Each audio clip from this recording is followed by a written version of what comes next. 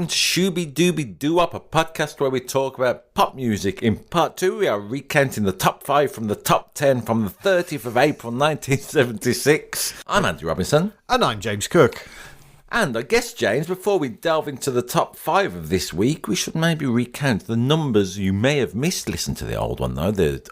As always, the songs are in the Spotify and the YouTube playlists attached. At number 10 this week is Disco Connection by Isaac Hayes. A really long but funky disco classic. At number 9 is Get Up and Boogie by Silver Convention. A much, much shorter disco classic. At number 8 is I'm Mandy Fly Me by 10cc. Not as sexist as you think. An incredible sonic experience. Maybe as sexist as you think. At number 7 it's Sailor with Girls, Girls, Girls. I'd like it better if they changed the lyrics.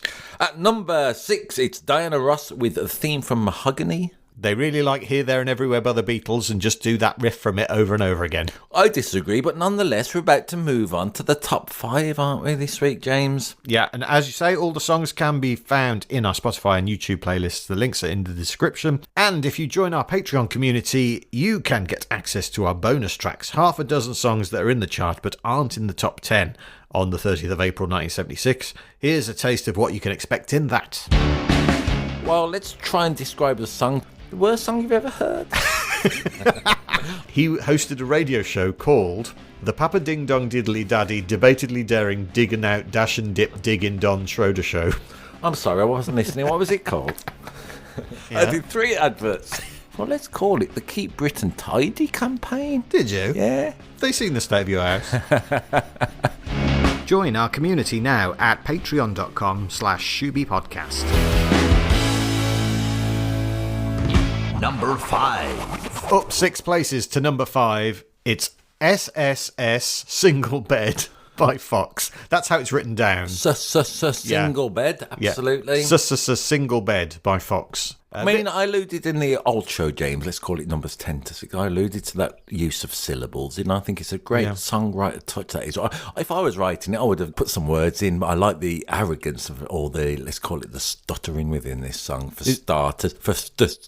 Starters. Is it like Studio by Phil Collins? Yeah. Or People Try to Get Us Down, The Who? So what do you make of this? I love this song this week. I mean, I've known this for a little bit. In the 90s, I heard it on one of them sort of, let's call it a groovy compilation, you know, when sort of clubs release their own stuff. So I heard that song in the 90s. I have adored it ever since. It's been a delight to hear it this week. It's really good, isn't it? Really sort of funky, unusual song. Did you know it before this week? Like Girls, Girls, Girls. I think I'd heard it once before. Essentially, it's just a 3-chorder, so it's B flat here inside, A flat, B flat, I'm gonna take you to the night, cause all I've got is just a single. I'm ruining that, let me. Made me think, James, a little bit. It could be, because it's such a 3-chorder, country song, essentially. If you did it that rhythm. Well, now come here tonight, etc., etc. It's a simplistic, as opposed to Diana Ross, as opposed to 10cc. Simple as you can get, but it speaks direct to the heart and direct to the feet. It's a little groover, isn't it? I mean, it's a sexy song, full stop, isn't it? Yeah, so the lyric is kind of all about how he's come over to hers, he's missed his last train, but all she's got is a single bed, and there ain't no room for his sweet head. And yet it sounds like there might be. And yet it implies that actually the single bed's going to have to be big enough for 2 people. Yeah. On YouTube, the watcher says, I had to Shazam this song because I thought it was a Christmas song and she was singing Jingle Bells instead of Single Bed. Pretty good. Jingle Bells, I suppose so. It's like, do you remember when we did Come Outside by Mike Sarn and Wendy Richard? I remember it. And we talked about Baby It's Cold Outside. Oh, yes, I remember. I can feel my blood raging already. It's like the opposite of that, isn't it? Because it's a woman singing it and she's doing the seducing. But she's not doing the seducing. The seducing is all in the subtext. Because she's saying you can't stay here. But it doesn't sound like that. Yes, but it's in the subtext. Yeah. That's what kind of rises it above, I think. I think it's really cool. I think it sounds kind of ahead of its time as well. Yeah, man. It sounds almost modern, doesn't it? I mean, it predates Kate Bush, predates Blondie. There's a bit of Goldfrapp about it as well, I quite. think. I mean, she was slightly resemblant of Alison Goldtrap, isn't she? Maybe it's because of a band called Fox, and Goldtrap were named after her. The lead singer, Nusha Fox, so maybe that's a bit of a Goldtrap comparison. Yeah, that's not her real name, though, is it? I don't know. Her real name is Susan Trainer. As in Megan Trainor. Yeah, it's about the same. Cool. She's from Australia. Her son is the science writer Ben Goldacre. So I saw on YouTube comments, people accusing Ben Goldacre of being a Nepo baby somehow. I don't quite know how that works. His mum having a hit in 1976 means he walked into that job as a science writer. That's how that works.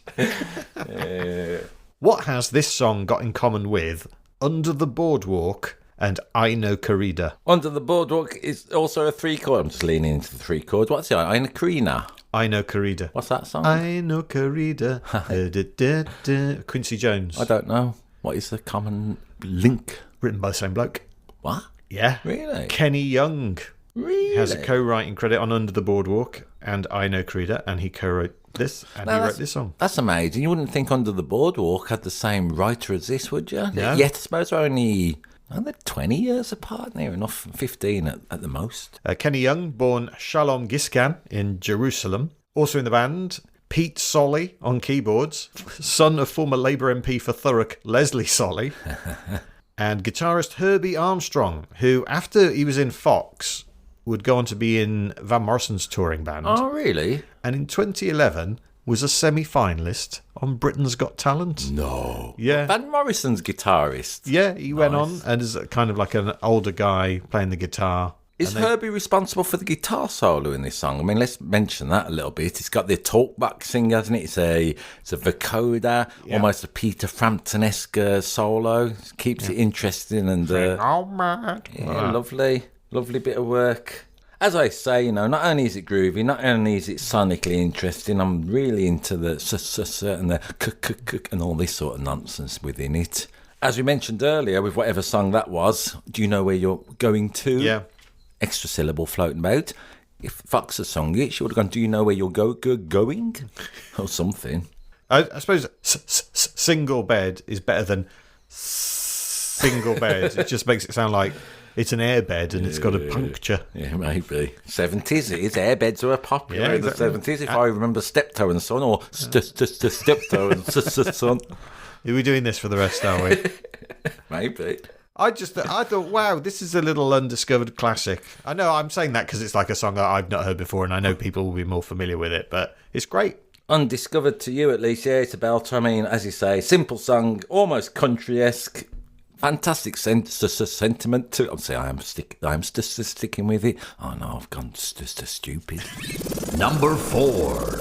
Up 4 places to number 4 this week. It's "Love Me Like I Love You" by the Bay City Rollers. Bay City Rollers.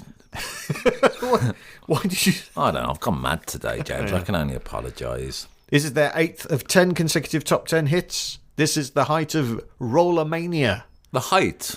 Yeah, I thought this was a dying, let's call it the dying embers, but nonetheless. It's the dying well, it's the 8th of 10 top 10s in a row, so maybe. Yes. Because I'm going to be 48, and that's my mid-40s still, right? Okay. So I'm saying this is mid-Bay City Rollers success. I'm led to believe that Rollermania was as big as Beatlemania. That's what a lot of the contemporary press say. I wasn't there, Andy. You tell me. I remember them vaguely knocking around in their nice little dig. I picked on it.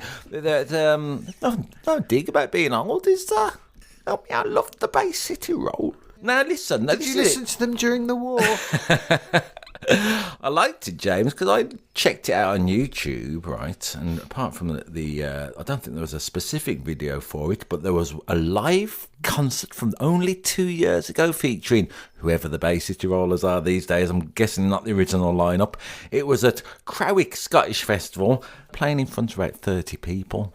And yet, if you're a keen gig goer, you recognise the joy these 30 people are having. They're still having a little, let's call it, middle-aged bop about. Although Lardin Frisco on YouTube aggressively says, I thought that was a Camilla rally. Only 30 people there. Things have changed. Yeah. How many members of the Bay City Rollers have there been? Now, I would imagine a little bit like the Four Tops, a little bit like, maybe not the Four, but I don't know, let's say a four-piece. Let's say there's been 27. 29. Oh, so close. So almost as many as in the audience for their gig. Maybe it was just the old members all getting together. Waiting around for their spot. That's a way to do it, Have so many members of your band at one point that you just have a reunion and it's like a big concert. I think this song is fine. It sounds very much like Bye Bye Baby. Yes, it sounds like a few things. But the chorus, it sort of goes C, so it goes, oh, we've got to change the words, haven't we? So let me shove you like I shove you, baby. That kind of thing, isn't it? Mm-hmm. And it made me think a little bit, James, of... we did it on one of our extra tracks content. Reminds me a little bit, Love Me Like I Love You. That Little Mix song we did. Oh, yeah. Last night I heard to be do cause you love me. So it's sort of similar to that. And that's Love Me Like You Do. Yeah. And this is Love Me Like I Love You. Yeah. So there's that. Also, it's got a touch of be my little gravy. Copyright. Be my babe. Anyway, so it's a sort of standard chord progression. It's a standard chorus. I'm going to say it's part of a great tradition. Because there was a sort of 50s nostalgia in the 70s, wasn't there? Yeah. So a lot of sort of glam rock is harking back to the 50s, and then there were things like, American Graffiti and Grease. Yes. The movies. Yes, there's certainly a rock and roll nostalgia to the Bay City Rollers, from what I remember.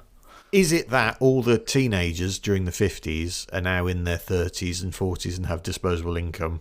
Well, I don't know. Bay City Rollers didn't appeal to people in their 30s and 40s. But I'm just saying so generally about the 50s resurgence. Yes, well, maybe. I guess so. I mean, or that they would then play their songs to their kids and that would influence them, the music they I don't know. No, very possibly. I mean, we hear it in the charts all the time, don't we? There's references to, like we've done before, Weekend and Harry Styles nicking Aha, Take On Me all the time. So being inspired by Aha. Being inspired, my apologies. For legal reasons. So do you know why the Bay City Rollers are called the Bay City Rollers? Because they were from Bay City and they were rolling. Where's Bay City? Up Scotland. No Bay City in Scotland. What? Bay City's in Michigan. What? They are named that because they were originally called the Rollers. Yeah. And then they wanted something slightly American sounding so they could sell records in America. Mm. I believe it was Derek Longmuir, member of Bay City Rollers, threw a dart at a map of America. This is the story, probably apocryphal. Threw a dart at a map of America and it landed in Arkansas. And they went, we don't like that. Throw it again. Second time, it lands in Bay City, Michigan. And they go, Bay City Rollers. Yep, that's fine. And it has got that it's got a nice sort of rhythm to it. It's a nice bit of music to Bay City Rollers. Yeah, man. It's got a melody all of its own, hasn't it? Didn't the two of them write this? Eric Faulkner and Woody? I believe they wrote this song. Yeah. I mean, there's some debate over how many of the Bay City Rollers were involved in any of the songs in terms of writing it and being on the record. There's quite a lot of rumour, and a lot of it was like session musicians playing it. Okay. They were musicians. There's just some debate over how good they were as musicians. Never mind, they got up and did all the gigs, didn't they? So, you know, they were working. That's just for music snobbery, really, I suppose. They were put together by what's the word? Svengali? A Svengali impresario type called Tam Payton, who, it's fair to say, not a nice human being. I can see you're reticent, James, to delve into, let's call it, the darkness. All right. We can maybe save it till if we ever come across Bay City Rollers' last ever single that got in the top 10. Maybe we can discuss it then. But I'm got to admit, I'm intrigued, and you know me, slightly titillated by the darkness. At least two members of the Bay City Rollers claim that Tam Payton either did or attempted to sexually abuse them. Okay. In 1982, Payton was jailed for sexual abuse of children and then arrested again in 2003 but cleared. And then in 2004, he was convicted of supplying cannabis. He died in 2009, weighing 25 stone. On the night of his death, drugs and cash worth £1.5 million was stolen from his house. Wow, really? And you kind of think, how do you know that? Yeah. When I read that, I was like, how do you know? Right. Alan Longmuir, member of the BCR at this time, BCR, that's what we call them for short. He said, I could not help noticing boys drifting around the house. Who are all these boys, Tam? I asked. They're Edinburgh's waif and strays. he would say. Yeah, and he was, friends with Jimmy Savile. Well, this has taken a turn. Yeah, I told you it was dark. James, we are doing a pop music podcast where it can't all be whatever the hell we've been talking about in the first one, can it? So, we're not making light of any of this, but these are pop music facts. Drummer Derek Longmuir, him of the Darts, Yeah. in 2000, while he was working as a nurse, was sentenced to 300 hours of community services for possessing indecent images Oh, my God. on his computer, which he always claimed were not his. I can see your discomfort, James, and I agree to some extent. Here we are talking about abuse on the internet. We've got to tread carefully, haven't we? Yeah. But it is part of the story of the Bases Your Rollers that even while all that was going on, their big success and the biggest since Beatlemania and all that, there was this darkness side at the to heart. it. Les McCune. Oh, yeah. The, Please give me some light and singer. joy. What happened to him? Did he live happily forever in a gingerbread house? In 1975, he killed one of his neighbours while drink driving, Right. for which he was fined £100 and banned from driving for a year. Blimey. That's a year at the height of their fame. There's a year before this. And you go, bloody hell. It's up there with the Mamas and the Papas for sort of dark backstories to bands. They could make a film about this, couldn't they, if they wanted to? Let's concentrate on, let's call it the darker aspects of the human psyche in the pop business. Yeah. Yeah, I'm not saying I'd go watch it now. Oh, what a shame. They're not a heavy metal band or anything like that, or it's just bubblegum pop. Which Isn't it? often, And that's what's behind it. these tales of, let's call it, let's not shy away from it, abuse often happen in the world of bubblegum pop, seemingly, don't they? Poor old Bay City Rollers. And let's hope nothing like that is happening anymore. Should we just be keeping it light? I don't know. I mean, I really want a song about being in a jungle or something to lighten this up. Okay. Number 3. Up one to number 3. It's Jungle Rock by Hank Mizell. This is a little curiosity, isn't it, this record? This is one I remember from watching Top of the Pops in 1976. It's stuck in my cranium. Yeah, it is a little curiosity. It's an old song, isn't it? It's not from 76. It's a song from 1958. Wow. So again, in the 70s, people looking back to the 50s. Was released then, did not chart.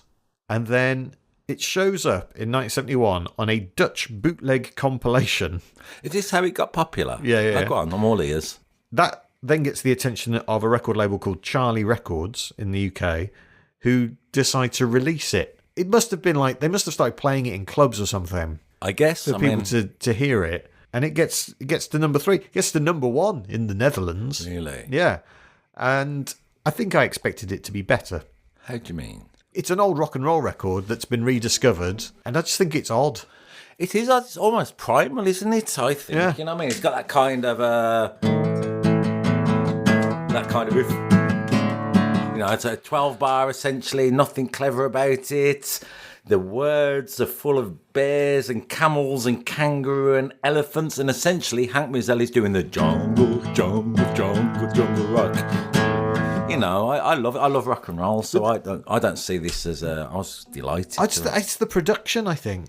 It's weird, isn't it? It's basic. If it was a Cramps or somebody like that, people would be going, it's a primal. It's weird to be in the charts. The drums are very high in the mix.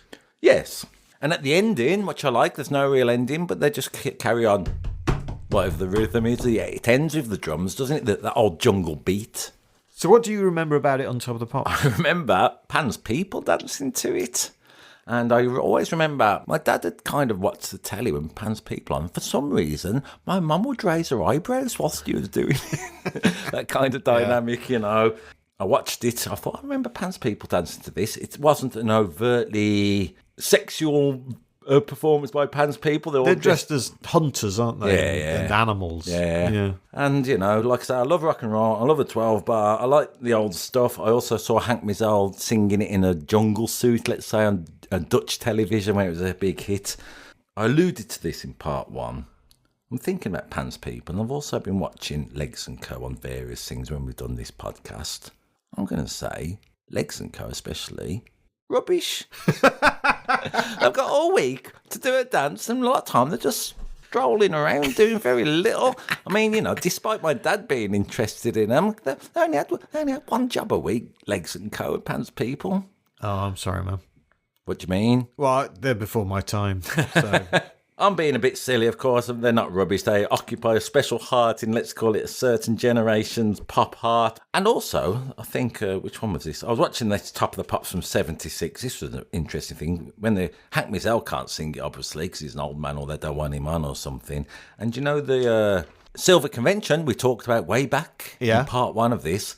Top of the Pops used to do that thing sometimes when they didn't have Pans people walking around, that they'd show like an old film clip really from a cartoon and, Silver Boogie, 3 beautiful women dancing great. Top of the Pops decided to show it again, not Mickey Mouse, but that kind of 1920s cartoon for 3 minutes. What a waste of time, Top of the Pops. Do you know why Pan's people are dancing to this jungle rock No, go on. on that episode? Well, Tony Blackburn says in the intro, we can't find Hank Mizell. Oh, really? That's why he's not here, because we can't find him. Because, he's long since left the music industry in any major way. But that would imply when Pan's people are dancing, they couldn't find anybody. And I also saw Pan's people dancing to Paul McCartney and Wings Let Him In this week. Maybe they couldn't afford him. Yeah, That's another thing. There is that. All right, this is interesting. So you say Pan's people are essentially doing missionary work, stepping in for pop stars who can't be bothered or they Top of the Pops can't afford. I should point out as well that a few weeks after that, they do find him and he does appear on Top of the Pops. Cool. As the song continues to be a hit. Do you know who does a cover of this? Jungle Rock. Yeah. No, go on. The Fall. Do they? Yeah, sounds about right. Yeah. Well, I'd say it's got that primal feel, hasn't it? So I can imagine Marky Smith, with his sensibilities, being attracted to this record. It's pretty brutal record, I think, despite its silliness. I thought it was going to be a lot more poppy, I think. Yeah. It's a song about animals from the 50s that has got back into the charts in the 70s, I thought. It sounds more inaccessible. Despite it being about animals, Martin Carlos 3759 on YouTube says, back when human beings were human beings and having fun being human beings. So, again, YouTube, we can never quite work out what's going on in people's heads. Hey, I think it's a time, despite Hank Mizell telling us what's going on in the jungle, I'm going to go to brainyquote.com, James, and tell you some quotes by pop stars about this very subject, yeah? Okay. If you can hear an alarm going off in the background, that's because we're in a shed. Hey, contribute to Patreon and we can get ourselves a big fancy studio. Hey, James, go to Abbey Road rather than this shabby road. Which pop star said, when I was a kid, I'd practice Chopin on the piano and I love Chopin. He's my dog. Then I'd go out on the stoop and blast the radio. I'm from New York, the concrete jungle. Hip-hop influenced me from day one. As soon as you said piano, I thought Elton John. But then there was a lot of stuff in the quote that made me think, I don't think it is Elton John. From New York. That's Someone from New That's a little York. clue for a piano player who goes on about New York. Hip-hop influenced her. Whoops. Is it Alicia Keys? You got it. It's Alicia Keys. 1,000,000 pop points to you. Who said, the Jungle Bush Beaters didn't last too long as a group, but we had a pretty good time while we did. That's from some drummer who used to be in a band called the Jungle Bush Beaters. The Jungle Bush Beaters. You call their band that? That's a terrible name. I'll give you a little clue, the drummer. He changed his name of the Jungle Bush Beaters into simply the band, yeah? Oh, he's the drummer from the band. Levon Helm, the fantastic singer drummer. He's great, Levon Helm. Let's do one more and then we can get out of Dodge, eh? Which pop star said, I think one of the coolest things you can do is to disappear for a while because it gives you the chance to re-emerge, to sort of pounce out of the jungle. Disappear for a while and then re-emerge? Yeah. Who did that? Kate Bush did that. Yep. Bear in mind, it's a pop star who's going on about the jungle. Have they been on I'm a Celebrity? No, unfortunately. Josh Homme from Queens. I'd love to see him on I'm a Celebrity, actually. Trying to know, Josh Homme washing his pants. Number 2. It's a non-mover. It might be a groover, though. It's number 2. It is Fernando by ABBA. And do you know what? It's going to get to number 1, but not just yet. Oh, yeah, just hold on a little bit. It is the only ABBA number 1 not to appear on an album. Really? Yeah. Just a single on its own? They released it as... it'll be on ABBA Gold, won't it? Yeah, it's on all the greatest hits ones, on OBVs. Well, I say it's not on an album. It is on an album. Go on. It is on the album Frida Ensam, which of course translates from the Swedish into Frida Alone, the solo album by Frida from ABBA that she recorded in 1975.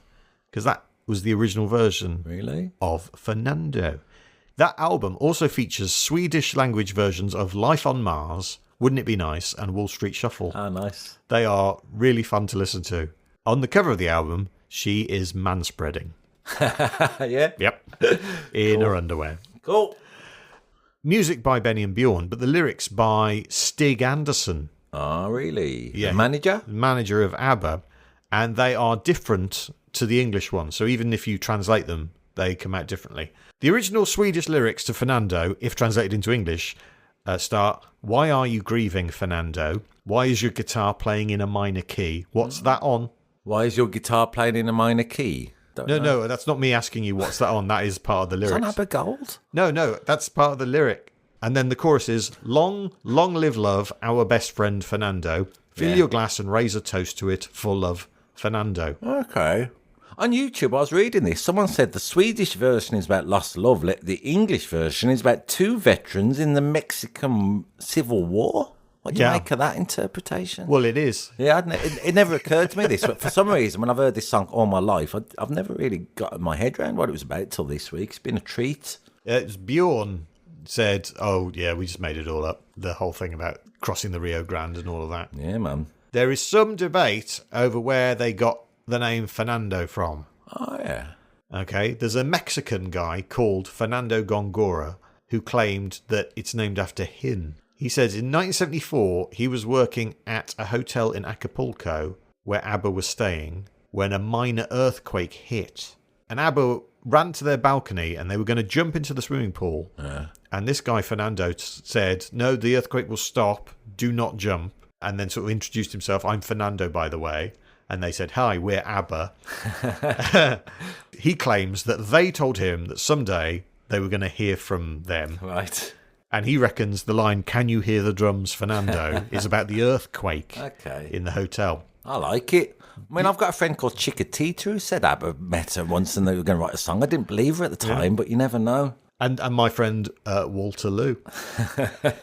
Bjorn, however, from ABBA, says, nah. He says the name Fernando was inspired by a bartender called Fernando who worked at a club they used to go to in Stockholm. And when he was coming up with the lyrics, he was just sitting in his summer house looking at the stars, you know, all the things about looking at the stars. And the name came to him. I mean, we've mentioned ABBA before, haven't we, in passing, let's say? We did Winner Takes It All. That's right. I remember us trying to talk about the ABBA show that I've been to see, and we kind of got sidetracked and said it was just a ghetto blaster in the corner of the room and we're going to make our own ABBA world. That doesn't matter anyway. I like it on YouTube. Fraloy says, listening to ABBA is one of the reasons I don't want to die, which is pretty good, isn't it? Oh my God. Yeah. Keep it light. They said, I hope we're around to hear it. James Taylor, 6378, who may be the lead singer of Kool and Gang, maybe the folk singer. Anyway, he can't stop himself commenting on YouTube, saying, this song hits me in a place I didn't know I had, which I think is a good description sometimes. More like a special cupboard. I forgot I had this cupboard. Yeah. Also, get this, 5 years ago this was, Jess Lynch, 94, they say, my Uber Eats guy's name is Fernando.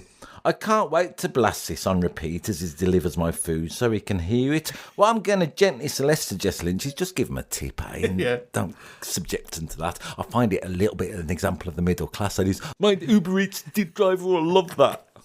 Really? I think anyone whose name is Fernando has probably heard this song quite a lot. You can imagine. And might be sick to bloody death of it. Absolutely. The arrogance of the middle classes who get their food delivered by a special car and van. Do you think only middle class people get their food delivered these days, mate? No, I don't. It's weird, isn't it, with food delivery? Like, once upon a time, in 1976, if someone had brought a dinner round to them in a car, you would have thought they were the shiz, wouldn't you? You know, you would have thought they were so wealthy. Or Meals on Wheels. Whose son is named Fernando? Alan Partridge. Yeah. Million pot points to me. So this was the biggest selling single in Australian chart history until... Australian chart history. Yeah. Would it be something to do with an Australian act? Nope. Okay, give me a clue. In 1997. 1997. What replaced ABBA as Australia's biggest selling chart single? I don't know. Go on. Candle in the Wind. Yeah. The Diana Mix. The Diana Megamix, yeah. One of only about 40 singles to sell more than 10 million physical copies in the world. Wow. It is ABBA's best-selling single worldwide, but only their sixth best-selling single in the UK, and it was the fourth best-selling single of the year, 1976. Cool. It's great, this song. Yeah, isn't it? Even though familiarity might breed contempt, because I've listened to it this week, especially whatever number it is, number 2. Getting towards the end, aren't they? Beautiful. Yeah, I think in my head I just lumped it in with, it's one of those ABBA songs. But when you actually listen to it and how it's put together and how, oh my God, when the chorus kicks in, it's joyful. I'd play it on the guitar, but I feel we all know it anyway, so I don't need to explain it. We all sing different words to it now, right? Go on, what are yours? There was something in the sauce that night that wasn't right at Nando's. Everyone's singing that, aren't they? Of course. You can't. I can't walk past a Nando's without singing Fernando. Yeah, or can you hear the drums? Also, there used to be an old Mexican restaurant called Chiquita, which I couldn't walk past. Yep. Also, Weatherspoons. Whoa, Weatherspoons. I keep trying to convince you to go and see ABBA, the show down in London at the ABBA Megadome and ABBA Tube Station on ABBA Street. I mean, it's a fantastic show. Really, they should do it in Aberystwyth. I mean, ABBA, Swedish phenomenon, popular the world over. I sometimes wish Britain had a version of ABBA. The UK's number 1. The non-mover at number 1.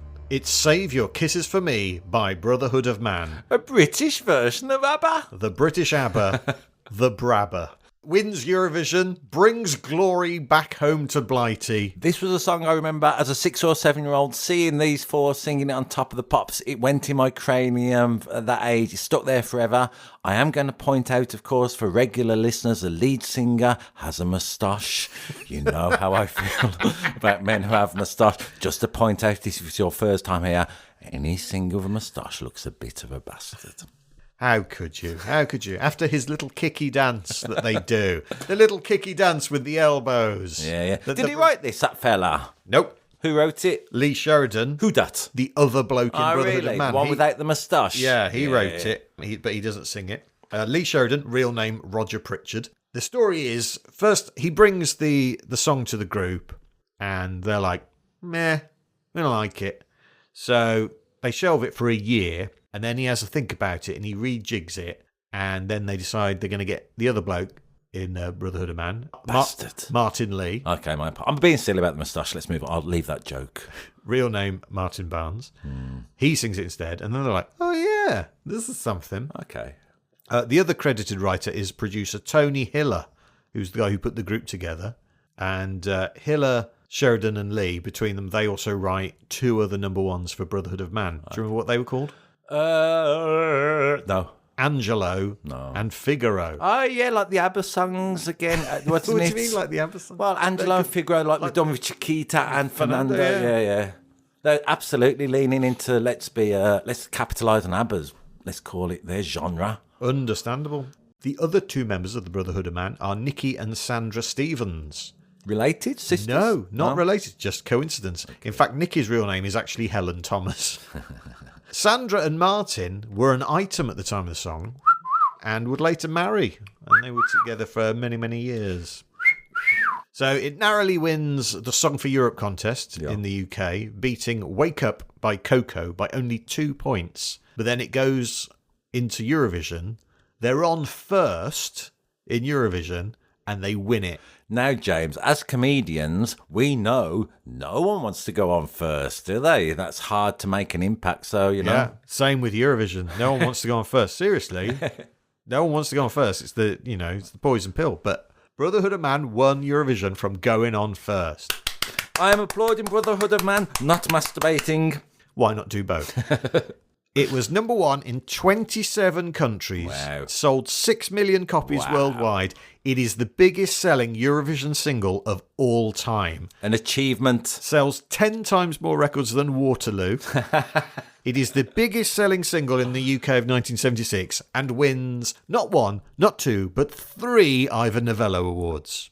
How can you win 3? It's for best song? Because it's so good.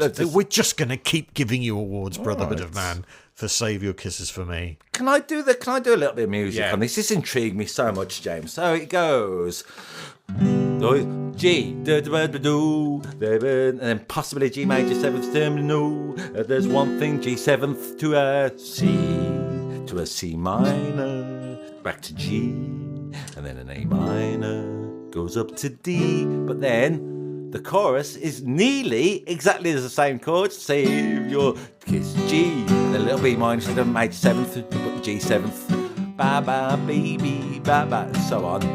C minor. But anyway, you get my point. It's the same chord progression pretty much throughout it, and they keep lifting it up with a little bit of inventiveness, a classic melody. I also like it ends on the G major 7, which is always so he's going goodbye, baby, goodbye, and then it goes always nice. It sounds like the theme tunes for sitcoms just ending and we're getting into the episode. You've got it. Yeah. G major 7th, always beautiful if you can get away with them. Let's talk about the words, eh? It's a guy singing about how he's going away and he wants the person he's singing to save all of their kisses for him. His lover. He wants his lover to save the kid. What? No, Andy. What? This song has a twist ending. I turned it off towards the end, so I never found out. Go on. It's like I am M. Night being silly. Shyamalan's written it. It's like an M. Night Shyamalan. Because it turns out at the end when he says, even though you're only 3. That's right. His wife was only 3 years old. Years old? I mean, No. how did they get away with it? No, not really. Singing to his daughter the whole time. She's only... I mean, it slows down, doesn't it? Even though you're only... Something like that, anyway. So, all the time you're thinking it's about a lover, aren't you? A bit like we mentioned Lewis Capaldi way back. I thought that was about a lover. It turns out about his dead gran. So I'm glad Brother of the Man are a little bit more, let's call it, optimistic. What other songs can you think of that have twist endings? Chuck Berry, Memphis, that song, Long Distance Information, give me Memphis, Tennessee. You think that song is making a phone call to its lover, yet at the end, Marie is only 6 years old. Information, it's his daughter, so it reminded me of that. Let's Twist Again by Chubby Checker. I mean, to be fair, that's got a twist all the way through. You're such a nana, I like it. I was thinking of... I don't know who originally sung it. Elvis Costello did a cover of it anyway called Psycho, the song called Psycho. And in this song, he's all going to, he's talking to his mama. Mama, I'd just been down the creek and there was a girl there. And he may or may not have killed her. The last line chillingly goes, Mama, why don't you get up? So the narrator of that song has not only killed a little girl down the creek, he's also killed his mum in the last reveal. The Pina Colada song? Yeah. You know, the people who put the Lonely Hearts ads about pina coladas and like walking in the rain like a psychopath. Who sang that? Rupert Holmes? Rupert Holmes, and it turns out it was the married couple and they both done it all along. I mean, there's a comedian I'm very fond of. He did a joke about he met his wife on a dating site and then he went, what she was doing there, I don't know. And I said to him after, you've nicked that from Pina Colada. he was not happy with me. I'm going to say one piece at a time, although it's not a twist ending. Johnny Cash in that old song is stealing bits from a car factory, and at the end he builds a 39, 40, 41, 42, 43, actually it's 50s I think, but nonetheless, he's constructed an automobile from all the parts he's slowly nicked, it turns out. Speaking of Johnny Cash, boy named Sue. Yeah. It's got a big twist reveal Yeah. where you find out why the boy is called Sue. Go on, remind me. Because- to make him tough. To make him tough because the dad wasn't going to be around. Yeah. Copacabana, where the two protagonists in that have gone mad, I'm going to say. The Lola, at the end, she's sort of a rocking nutcase, isn't she? Something for the Weekend by Divine Comedy. Oh, go on. What's the You know, twist in don't that? go down to the woodshed, and then it turns out that she's the killer and she kills him. Wow. Bob Dylan's 115th Dream, where he's in a dreamland, and as he comes back, he meets Columbus, who's making his way to America. I always think that's a bit of a twist ending. As Bob Dylan is leaving this scene of, let's call it chaos, he meets Columbus, and he says to Columbus, good luck, because he knows where he's going. Mastermind by Taylor Swift, that's a fairly recent one. I kind of like that song. All of that, she's saying that she's a mastermind for manipulating this relationship, and then she works out, hey, maybe it's you who's the mastermind, because I've been the one who's been tricked. If you can think of any songs with twist ending, email us into shoobypodcast@gmail.com and we'll talk about them and be appreciative of your time and effort. It was a great top 10, that was. I've dug listening to that all this week, dotting around, jiving around. In fact, as whoever it was, I got up and boogied. Yeah, there's quite a lot of variety in this top 10, isn't there? Starts off great, as I say, with Isaac Hayes, doesn't it? With that, let's call it Prelude. Ends up with a bastard going on about his daughter. Eurovision winner. Oh, yeah. So which was your favourite, Andy? I am going to go. I mean, there's so much joy in there, isn't it? I've sort of liked, or if not loved, every record in the top 10 this week, but I think I am gonna go for Fox with single bed, because it's good. Pack that in. God, that's annoying. Too late. What's yours? Oh, thanks for asking. Mine, yeah. Single Bed is right up there, as is Fernando. That's right up there, but it's I'm Mandy Fly Me. Cool. I'm such a basic bloke, Andy. Not at all. Listen, as I like to say at the end of every week, please, if you haven't already, consider listening to the Spotify and YouTube playlists. We have links that make this programme make more sense. And I'm going to say, James, a little bit of music in your life makes everything better. And in our bonus tracks, we've got 6 more songs from this chart that never make the top 10 that we're going to talk about. So join our Patreon community. You can join the community for free. And then if you want the extra episodes, it's a little bit of money, not too much. Thank you, the British record buying public of 1976, to put these in the top 10. And thank you to the British and international podcast listening audience of whatever year this is going out, 2025. As we mentioned, we've got someone in Aberystwyth listening, so it is international. Please, though, I mean this from my heart, whatever you do, don't forget to Shooby Dooby Doo up. And a bop bop shoe up.